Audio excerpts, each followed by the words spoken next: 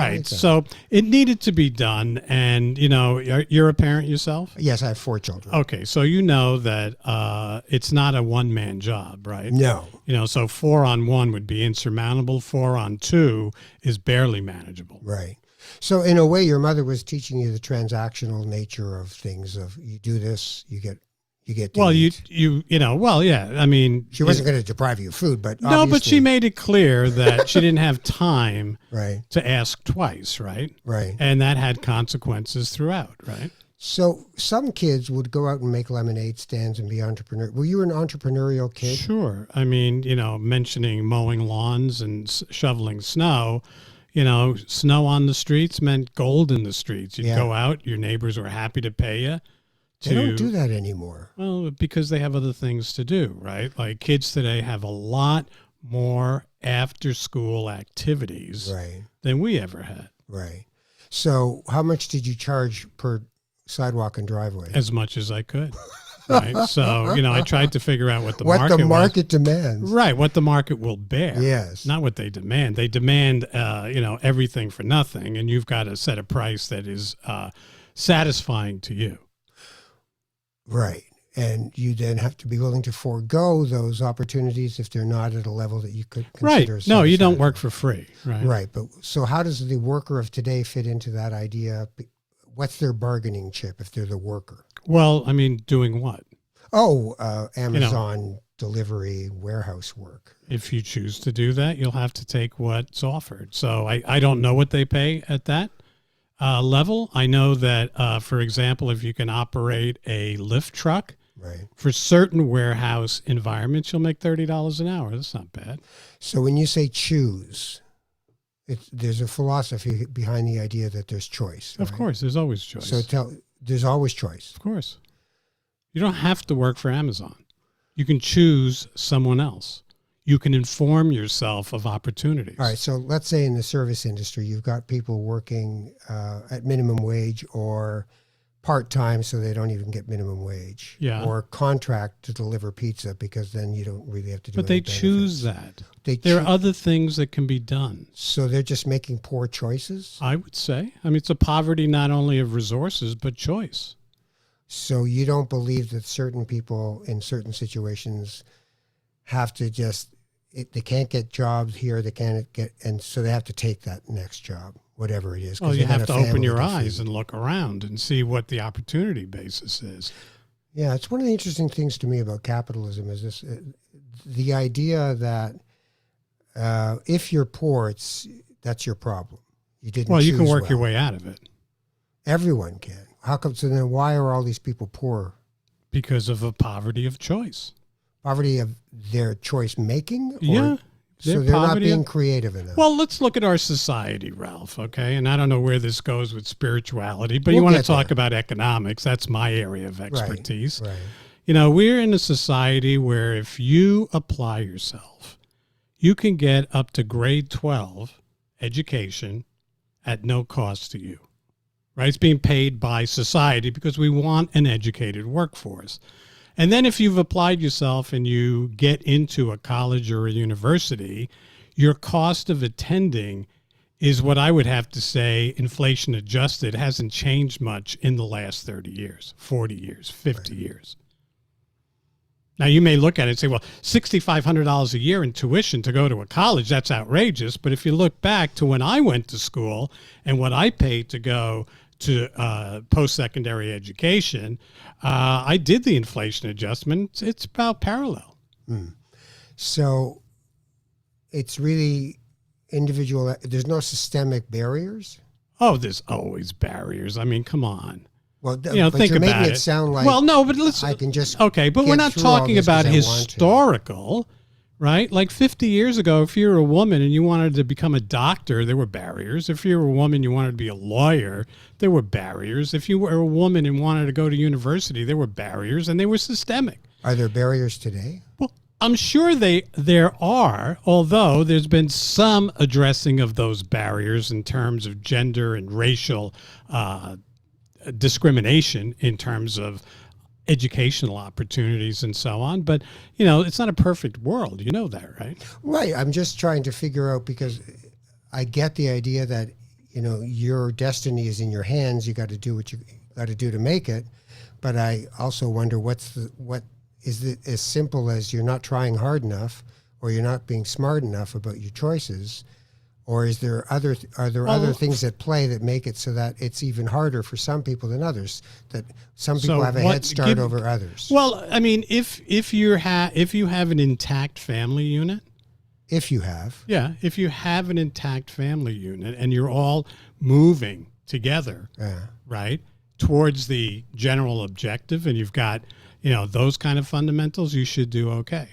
So if you're a kid there's no high school, in a reserve north of Thunder Bay. Oh, those are failed communities. Let's be clear about that. Right. So their opportunity space is quite small. Sorry. I mean, if I was living in a community where the community standard was, rampant alcohol abuse and personal abuse and physical abuse and child abuse and spousal abuse and so on, I would choose to leave. And do what? Just to get out of that environment. I mean, think about it, right? I mean, from my knowledge, and I'm no expert in that field, but what I've read would suggest that they're not healthy communities. And so, of course not. So, why continue to habitate a failed community? So in a low-income neighborhood where there's unemployment and racialization and, stopped in a car on suspicion of being black and all these things going on, do they have that same opportunity space as a white male from a university-educated pair of parents? Apparently not. I mean, the fact is they still have access to education, and they have to avoid all of the traps that might keep them from accomplishing that. Right. And that's a family unit. Growing up, was there a religious life for you or a spiritual life for you? Well, and your family? I was, yes, my mother was a devout Roman Catholic. My father was a Greek Orthodox, right, in their terms of their indoctrination and so on. I went through... So you had two Christmases? We really didn't you get didn't that. Do the Julian calendar one? No, we didn't get the... Bummer. Yeah, well, there are economics that go with that. Listen, right? The Julian one's better because everything's on sale by then. So I went to a Catholic elementary school through grade 8. And after that, I kind of abandoned that failed institution. So for you... in those years till grade 8, you were being indoctrinated into the Catholic faith. Right. They expected me, because I have a gift of gab, right, to be, they were measuring me for a cassock. Right. Right. Oh, this one's going to be good. We're going to have him out there recruiting and fundraising and the whole shebang. Right. And I didn't want anything to do with them after 8 years of Catholic education. Why not? They talked the talk. They didn't walk the walk. I mean, essentially, right? Like, turn the other cheek, so that there's Sister Bertriel, beating a student's head against the blackboard. I said, well, it doesn't seem to go with the message. Right. And, people who profess to be, all these serious Catholics, right, not behaving within the dogma that they're preaching. I said, I don't really need a lot of that. I'm smart enough to know you're full of it. The Pope's encyclicals about capitalism are not very flattering to Which capitalism. Pope? The present Pope and... you mean the guy who's perpetuating the cross-dressing pedophile cult? Passing pedophiles from one community to the... I should respect anything he has to say about capitalism? I don't think I will. Right. So when you read Catholic... I don't read. Do. I don't. Well, there is a sort of a... They're a failed institution, and they should have their tax-free status taken away from them. Would you say that about most religions? I would say that most of them are modeled on a cult. And I think that when you scrape under the surface of organized religion, it's scandalous. So what would you say to people who talk about seculars who really believe that the business model of capitalism works for them, that they worship money? What does anybody ever say that to you? Oh, you worship money? Well, people try and put that on me. I'm not that kind of guy. Like, first of all, I wouldn't put it on you. But right. Secondly, I've never had anybody say that because I don't think I qualify as a entrepreneurial capitalist. So, right. What do you think they're really trying to say to you, and how do you feel when they say it? Well, I basically tell them that, money is just a tool for me. Hmm. It accomplishes the things I want to see in the world around me. I can't affect the whole world, but it's a tool. And so, no, we don't worship money. We use it to accomplish the things that we want. The things that drive capitalism are efficiency and effectiveness. And if you're not being effective and efficient, we lose interest in you because you don't get it. So how does 2008 in the United States fit into that conversation in your head? Well, that was a fraud perpetrated on all Americans and the global community by people that were never called to task for their fraudulent behavior. And it was predominantly in the subprime mortgage area where characters that had bought off regulators, right? There was a guy named Angelo Mazzillo from Countrywide Financial. I don't know if you're familiar with him. No. Okay, so Angelo had a list at Countrywide Financial called Friends of Angelo, and all of the leaders of the House and Senate banking committees were friends of Angelo's, and if they wanted a mortgage or a loan, they got one. Right. That's buying off the regulator, right? So a fraud was perpetrated on the American taxpayer, and there was no retribution. Now, at the time, I was on the radio calling for public trials and public executions of those characters because at the time, if you recall, the U.S. was in an active combat role in Afghanistan and in Iraq. And I said, times of war, people messing with the economy, they're traitors, shoot them and be done with it. But they didn't. So it became kind of a buyout. And unfortunately, it's nothing I agreed with. The bailouts were not anything I would have suggested. What would you have done? I would have allowed the market to consolidate. So when General Motors, had its head in its hands and going to Congress for a bailout, the only survivors should have been the Ford Motor Company. They had the financial resources to take over GM and Chrysler and consolidate it. So I guess that speaks to the idea, two things. One is every system has parts of it that are more vulnerable to tendencies than others. Well, what tendency are you suggesting? Well, in this one, I would suggest greed. Well, no, it was fraud. Well, but fraud, you do a fraud because of your greed. You don't no, just you do a it fraud because you it like can be done. Because you can buy off So the it's just regulator. opportunity. Yeah. But there's no moral part to that? Like How can it be moral when you're... or immoral? Like it is. What's the moral component of perpetrating a fraud? Well, it's a crime. Besides being a crime. No. Let's not say besides. It's a crime that was not pursued and there was no convictions. Let's not get into the... But what's the motivation of the person doing it? Power. Power over others. So you seem adverse to the word greed. I'm not adverse to it. I just don't believe that's the driver because they were already wealthy. Well, so they wanted more power over others. Is money power? Money's a tool, of course. Right. It's got, man needs energy to do work. And some of that energy is kind of encased in money. Right. With money, you can do work. How important is that to how important? I know you say it's a tool. That's all it is. But it's a very important tool, right? But it's just a tool. And it comes with no instructions. Do this with your money. Do that with your money. Right. You can do whatever you want with it. You can use it productively or you can waste it and bemoan your loss. All right, let's continue on the spiritual path. You gave up on religion, clearly. Right. Yeah. Organized religion to me are failed institutions. So you go through your teen years where it's okay to not need any of that. And then you go into your life and do you have kids? I have a child. Right. And for a lot of people, that's where they sort of have to figure out, what am I going to do with that kid about this? So world? my wife comes from an ultra Catholic background. She used to be more dogmatic about that. Three of her uncles were Catholic priests. Wow. her mother, deep Catholic faith and so on. And I just, said, well, if you want to impose that on Madeline, right, I want you to make sure you keep an eye on the leaders, if you will, of that whole structure, right, to make sure she doesn't become a victim. Right. And over the course of my daughter's life, she rejected the entire dogmatic approach as well.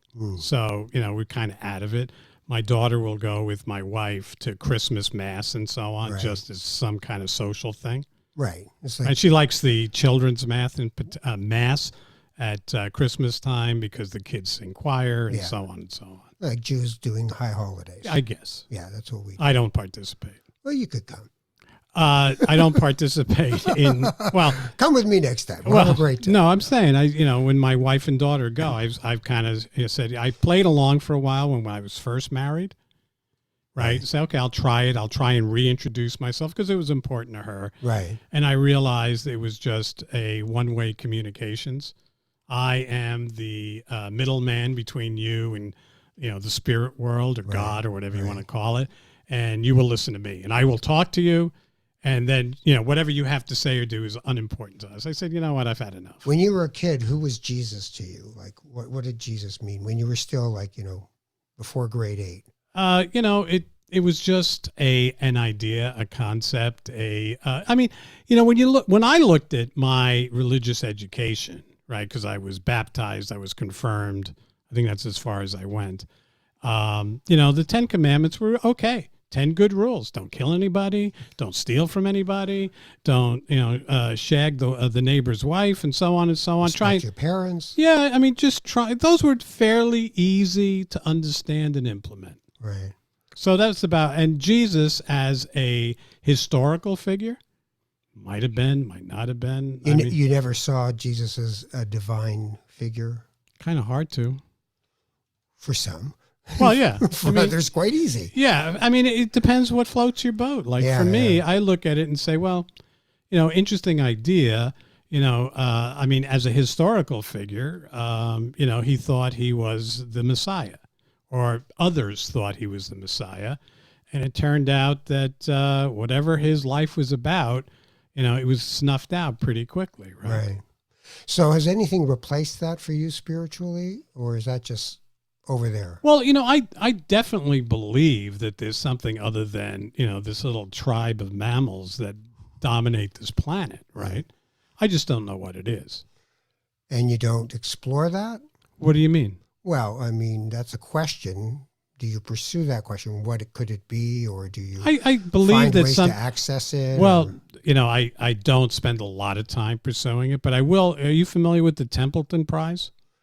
Only the name. I'm not familiar with so the content. Sir John Templeton, I had the opportunity to interview him on my radio show in Calgary. And he was the founder of the Templeton Group of Funds. Right. So he was one of the first characters in the post-war era to recognize the opportunities to profit from the growth in the global economy after the devastation of World War II. And he was a very devout Presbyterian. And he ended up, when I was talking, he was an 80-some-odd-year-old billionaire. And he had funded the Templeton Prize to pursue research in religion. So he looked at the world and said, well, there's prizes for engineering, and there's prizes for science, and there's prizes for this and this and this, but there's nobody spending any time or money pursuing research in religion. So he started a committee that reviews those that are participating in the spiritual environment and awarding a $3 million prize per year. It's the largest cash prize given in the world. And, I've seen some of the recipients, like Mother Teresa and so on and so on. And, some of the things that they had to say about the spiritual world in its active phase in humanity. Mm-hmm. That's about it, right? That's the only amount of research that I have done in that area. So where do you get your sense of community? Me? Yeah. Well, Toronto Mike, of course. Yes, of course. Because he has created this opportunity for me to meet some like-minded people and some people that I want nothing to do with, right? And that's the nature of my personality. If you get it, I got time for you. If you don't get it, I don't want anything to do with you because you're a waste of my time. And that's my only real asset is my time. When you were saying that, I was thinking, do you, if you don't agree with someone, No, you got to get it. like, well, get what? Well, that it's your life. What do you want to do with it? And how much of that is material? Of that I question? think it depends on what you want. Like money's wasted on me. Okay, I make money, but not for me. I make it so that my daughter, can pursue the things that are impassion her. Why? It's my responsibility as a parent. When she was 11, she gave you her first invoice. Is that right? Was she 11? I think she was 11. I had asked her to do some, she's much better with technology than I am. So I asked her to videotape on her phone and then edit it. And she gave me her invoice. I think she was 11. I'd have to look because I have it in a file somewhere. Why did the invoice enter it? Why? Yeah. Because I'm trying to imbue her with the sense of what you got to do if you're going to work for yourself, and you can do the work, but if you don't collect, if you don't do the administration of the work, you don't get paid. So what do you say to the people who talk about a more social democratic What does that kind of mean? world? What does that mean? Well, it would be, think of the Norway, Finland, Sweden kind of I've never models. been there. High welfare state, high taxes. How's it working out? Actually, pretty well. Life According to who? expectancy is very high. High suicide rate in those countries. No, not any higher than Manitoba on a dark winter night. Okay, Manitoba's its own. Well, hey, universe. so Okay. that's a different story. No, But it's not they're- bucolic, right? No, I'm not trying to. Well, tell you're you trying to tell me that it's you asked better. me how's it going.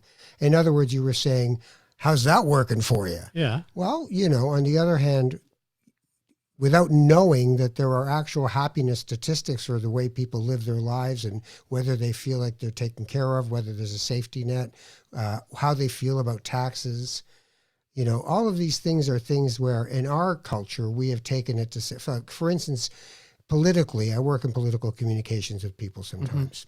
You're never allowed to say the word tax. It's a swear word. It's taking money from you. It's your money. And I find spiritually, it makes life very small to think like that.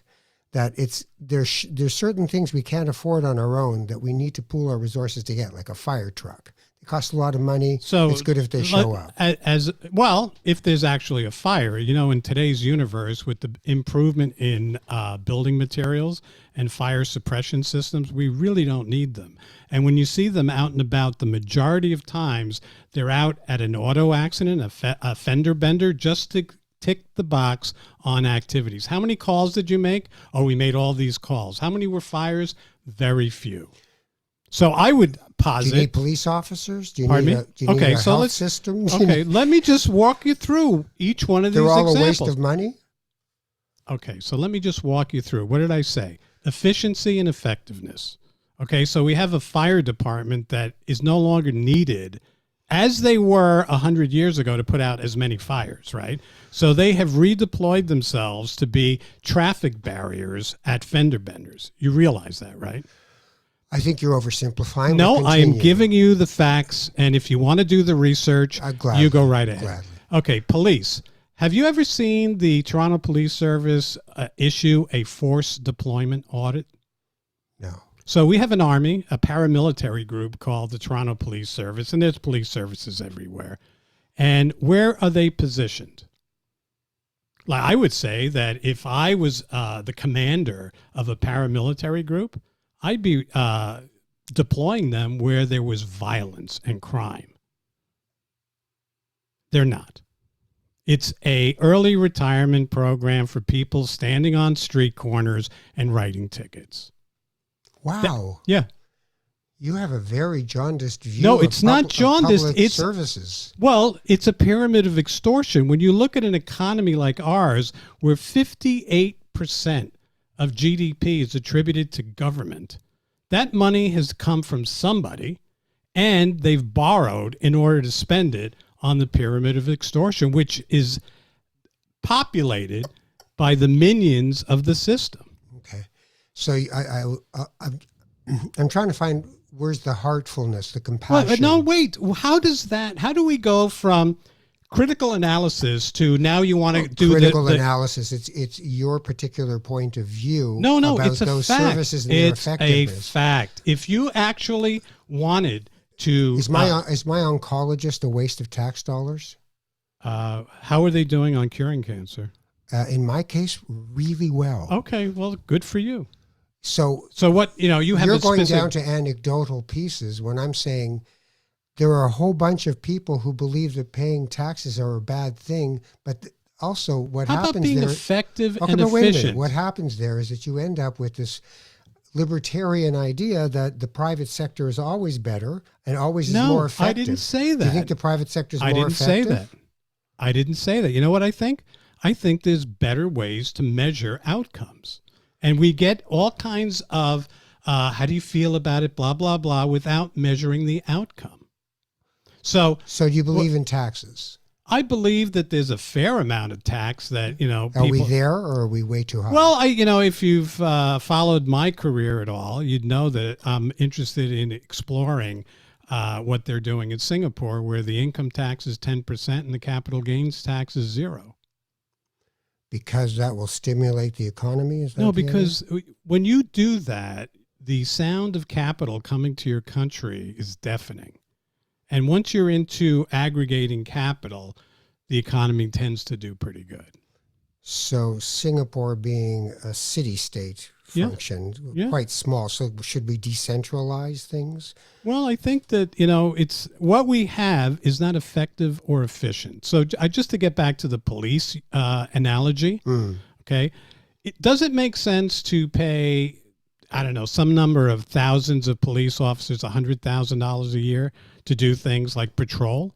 Or can we get people at a lower cost to do those kinds of things? Every year, colleges across the country have a police fundamentals course that rip and strip tuition money out of kids that want to get to be a policeman because they make 6 figures a year and they get a pension, and then they end up being a mall cop. Yeah. How about just saying, okay, we're going to take the budget, the $1 billion plus in Toronto for the police budget, Right. and we're going to deploy it differently. So instead of having, the SWAT team with the truck and everything else, how about we just have more people on the street as an observer of what's going on and a reporter to the armed paramilitary group? All right. So Smaller paramilitary, more observers. How do you feel about on a city block, 40 houses, 40 lawnmowers? Would you like the idea of 10 lawnmowers and you sign them up online and say, I'd like to use a Saturday from 11 to 2? Might work. I'm just trying to figure out where we share instead of where we keep. I don't want to have a lawnmower, right? Right. But But we're set up for high consumerism, right? We're set up I don't for know. everybody I mean, gets you their can own stuff. you can choose.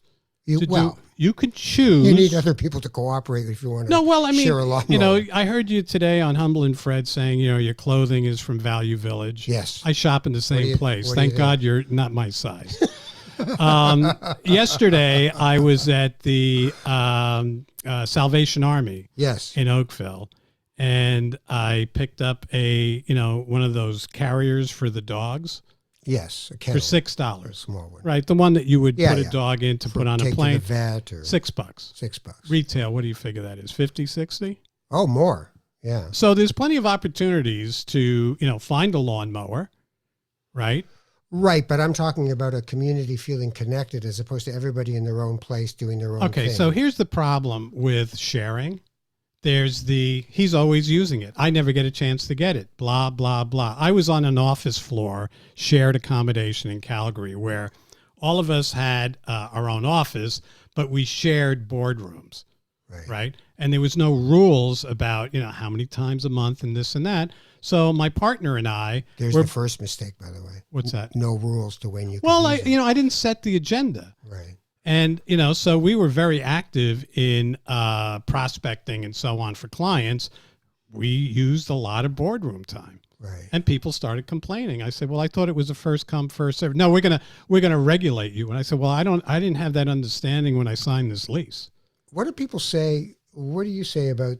Because I've read books in this vein, and I found them interesting. That there is this belief that the so-called free market is really got a kind of a magical piece to it. That things will come together the way they're supposed to if you just get out of the way.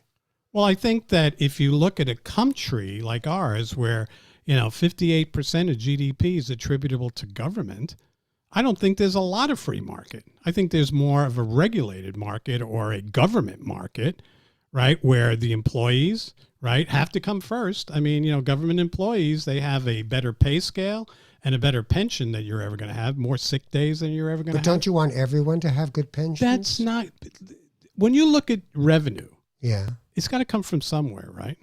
So if 48% of your economy is driven by 58% is driven by the 42% that are actually contributing to the tax base.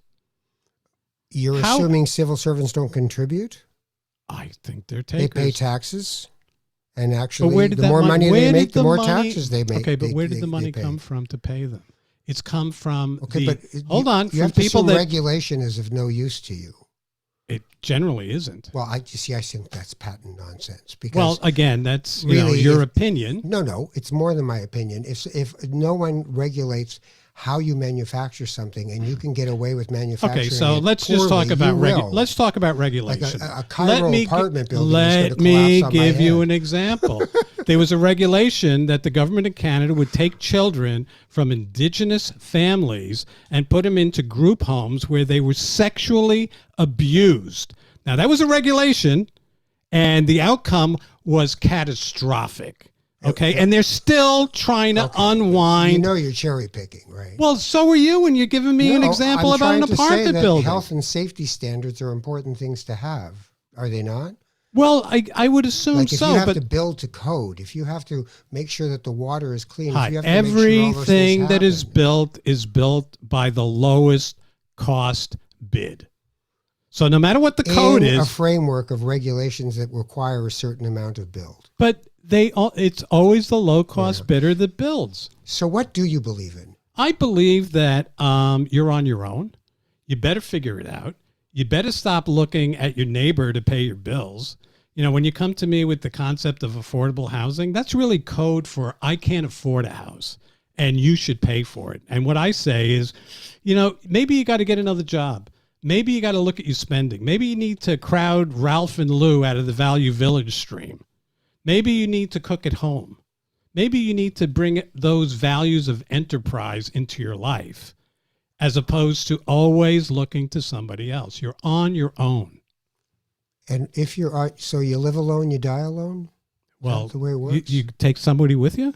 Are you one of those crazy gun guys with the suicide, kill the family, kill myself? There are people around you sometimes if you're lucky, when you're dying. And sometimes it's usually a paid attendant, isn't it? It might be for you. Well, by observation, the statistical norm is people die alone. But it sounds like you have a certain cynicism about all this. No, it's just that I haven't bought into the same value program that you have. I have a different view of this reality. That you're on your own. Well, aren't you? Well, I'd like to think that we're all walking each other home. You better watch who you're walking with and who's walking your kids home, right? There was just an outrage in Hamilton with the perpetrator of child sexual abuse at Maple Leaf Gardens. He's in a group home, he's on his own, and all the kids that he abused, well, too bad. He did his time. Not really. So you got to watch the kids. What would you have done with him? Oh, he'd be in the ground for sure. You'd kill him. Oh, 45 caliber solution. Absolutely. No question asked. You tough heart you have. I don't have a tough heart. You know what? There's no sense, the shepherd needs to keep the wolves away from the lambs, right? You get a wolf near your lambs, you got to put them down. They don't get any better. They're wolves. They're predators. So when it comes to the employer who exploits the worker in a way that's cruel. Such as I've worked for, Let's say that's real world let's say there's part shitheads. of but also shithead is easy.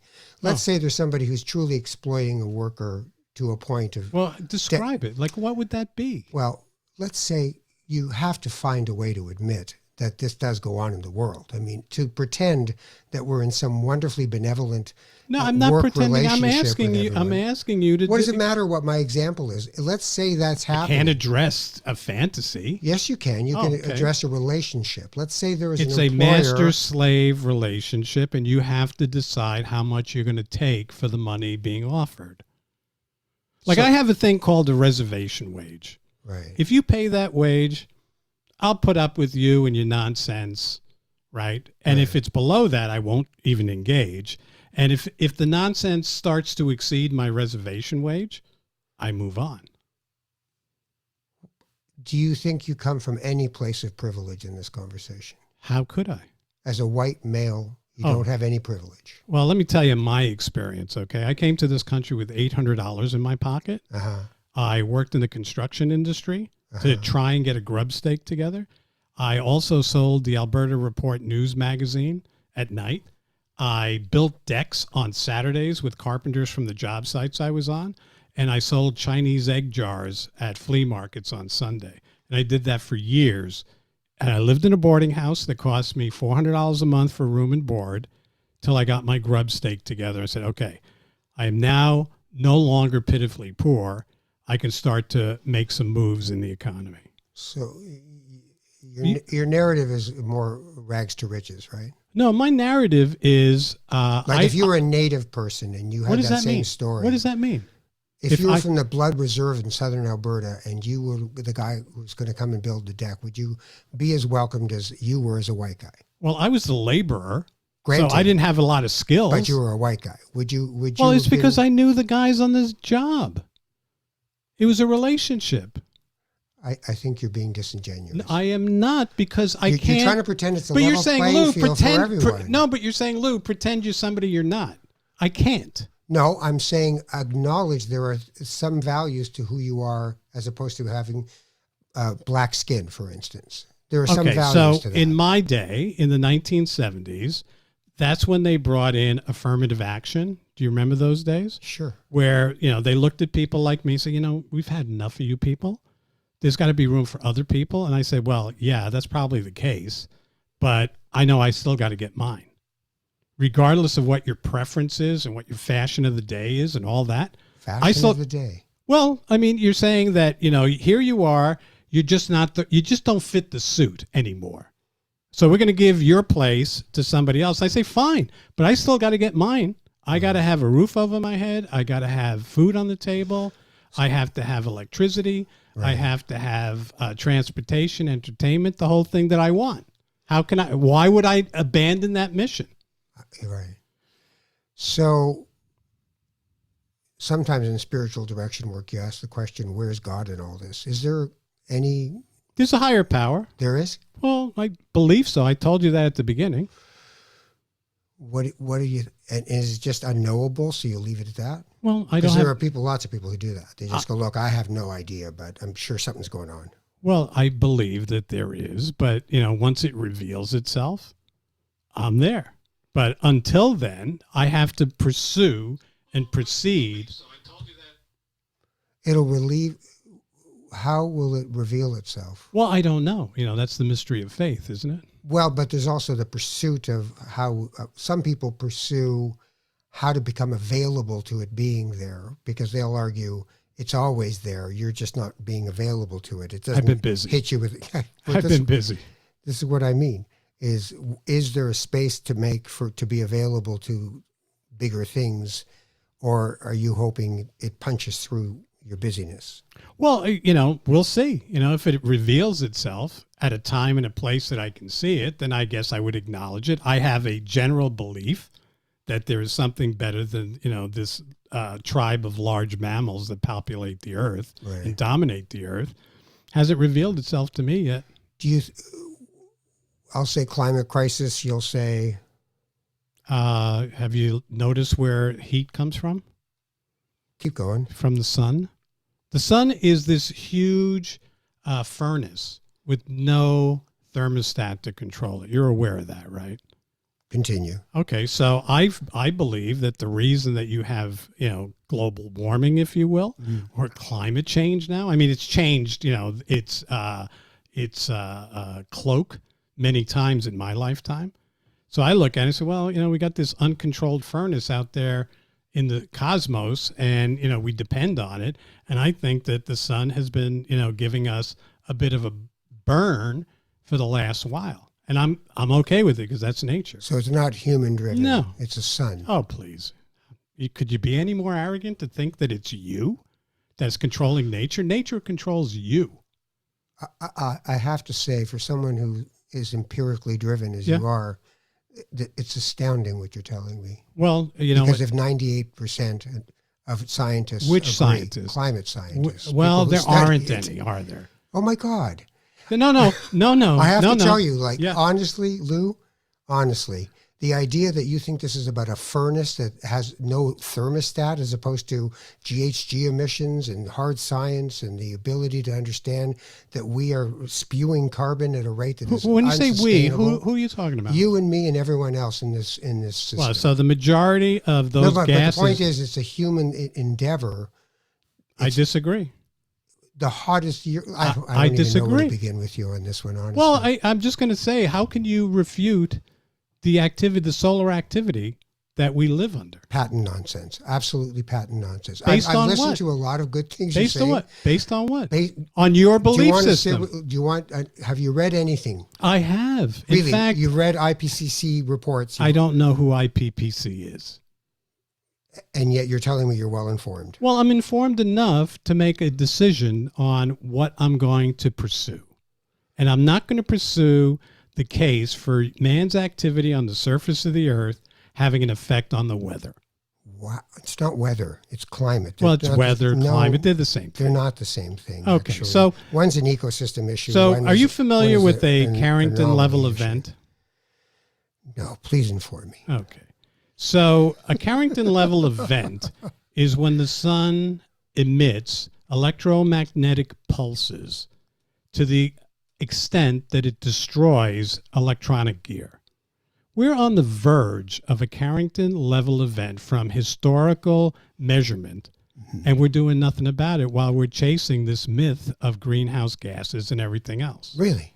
Yeah, it's according to the data that I've read. Wow. So Well, the I mean, last one was I have in to- the 1850s Right. when telegraphs got knocked out because of a Carrington level event. That's a fact. Great. So we're on the verge of having every electronic device that you depend on, your car, your lights, your computers, your internet, your storage, whatever, get knocked out in your lifetime. So do you read stuff in the Insurance Bureau of Canada, for instance, Not on really. climate change? Not really. Really? Okay, because they work in business models. They do actuarial tables and they do I don't risk care. assessment. And their assessment is that we're in big trouble. Well, no, their assessment is it's going to cost more. No, we're in big trouble. Their Well, assessment I is disagree. flooding I alone. is gonna- disagree. Well, it's convenient that you disagree. Well, I no, must it's not say. that it's convenient. It's just that I can see a vested interest. All right. As they're concerned for catastrophic this and that, premiums go up. Revenue is going with it. So I look and say, okay, it's insurance. I've never seen a premium go down. I've So only it's a seen cash it go. grab? Well, I think it's advantageous. All right, we have to wrap. Oh. But I have to say that from a spiritual point of view, for my own life, I find the conversation very disheartening. I find it to be about being alone, about if people are bad, just kill them. If capitalism doesn't need all these hangers on, that we should just, if you really mean it, you'll get it. And that the world, it's all a bunch of crap about the world having a serious crises in terms of its inequality, in terms of its climate, in terms of how we are with each other. And I find that sad. Well, I find it sad that you're embracing this unicorn and rainbow reality without looking at the world around you and how you participate in it. And, I came for a conversation. Yeah. I didn't really come for a lecture. So, Right. I'm saying to you, I find what you're saying to me Yes. as sad. Good. Yeah. I mean, the hardest thing is to find the place between us and within us to connect as people, Yeah. right? I don't find it that ideas hard. can divide. Well, these ideas are very divisive for us, right? We're Not not for feeling me. great. Well, you're not feeling great. You feel great right now? I always feel great. I choose to feel great. Okay. I choose the life that I have. You should do the same. Thank you for the lecture. Lou Schizas, and capitalism is a wonderful thing. Happycapitalism.com is his website. Check him out. And I have to say, a very challenging conversation for a person like me, because I really don't have the same lens on the world. And interesting to hear one.